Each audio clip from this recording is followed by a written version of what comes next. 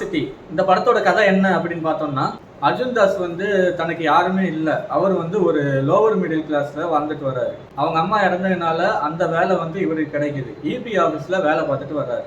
அப்போ அவருக்கு வந்து தன்னோட லவ்வர் வீட்டில் அவங்க லவ் பண்ற விஷயம் தெரிஞ்சு போகுது. இன்னொரு பக்கம் அவரோட பைக் இஎம்ஐ கடன் அப்படின்னு எல்லாமே அவர் கழுத்தை பிடிச்சி நெரிக்குது. என்ன பண்ணணும்னு தெரியாம இருக்கிற அர்ஜுன் தாஸ் அவர் வேலை பார்க்குற இடத்துல இபி பில்லு கட்ட வருவாங்க. அவங்க யாருக்குமே கம்ப்யூட்டர்ல பிரிண்ட் பண்ணி பில்லு கொடுக்காம அந்த பணத்தை எல்லாமே அடிச்சிடுறாரு. அடிச்சுட்டு ஒரு மேனுவல் ரிசிப்ட் தான் எல்லாத்துக்குமே கொடுக்குறாரு. இது என்ன ஆகுதுன்னா, பல மாதங்களா இப்படியே பண்ணிக்கிட்டு இருக்கும்போது இவர் வந்து கோடிக்கணக்கில் சம்பாரிச்சு வெல் செட்டில் ஆயிராரு. அப்போதான் கரண்ட் பில் கட்டலன்னா என்னங்க ஆகும்? கரண்ட் பில் கட்ட வர்றவங்க தனக்கு கெட்ட வருவாங்க. அது மட்டும் இல்லாம யாருக்கு யாரோ கெட்ட கூட வருவாங்க. இப்படி இருக்கிற சூழ்நிலையில அர்ஜுன் தாஸ் வந்து இந்த மாதிரி ஃபோர்ஜரி பண்ணியிருக்காரு அப்படின்னு போலீஸும் கண்டுபிடிச்சு அவரை வந்து ஜெயிலில் போட்டுருக்காங்க. இப்போதான் டோட்டல் சிட்டிக்குமே கரண்ட் வந்து கட் ஆகுது. எதனால அப்படின்னு கேட்டால் அதுக்கு ஒரே ஆள் அர்ஜுன் தாஸ் மட்டும்தான் காரணம். இப்படி வந்து இன்டர்வல் பிளாக் முடியுதுங்க. இப்போ படத்தோட செகண்ட் ஹாஃப் எப்படி இருக்கு அப்படின்னு பார்த்தோம்னா, அர்ஜுன் தாஸை நம்பி அவர் சொல்லக்கூடிய ஒரு பிஸ்னஸ், இவ்வளோ இன்வெஸ்ட்மெண்ட் பண்ணால் அது வந்து டபுள் மடங்காக வரும், 3 மடங்காக வரும்னு அவர் ஒரு பிஸ்னஸ் வச்சுருக்காரு. அதில் இன்வெஸ்ட்மெண்ட் பண்ணவங்க தான் யோகி பாபு, படத்தோட ஹீரோயின்.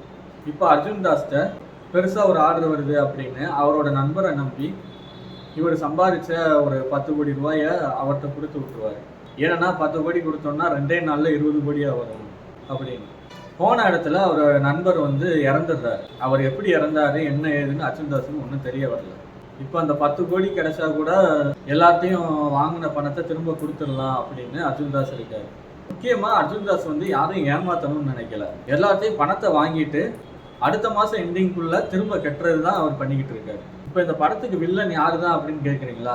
அது ஒரு போலீஸ் ஆஃபீஸர் வர்றாருங்க. அவர் வந்து இவங்களை என்ன பண்ணுறாரு, கைது செஞ்சாரா, இல்லை என்கவுண்டர் பண்ணிட்டாரா, இல்லை கதை வேற மாதிரி போகுதா அப்படிங்கிறது எல்லாமே படம் வந்து ரொம்ப காமெடியாக குடும்பங்களோட என்ஜாய் பண்ணுற மாதிரி ரொம்ப அருமையாக பண்ணியிருக்காங்க.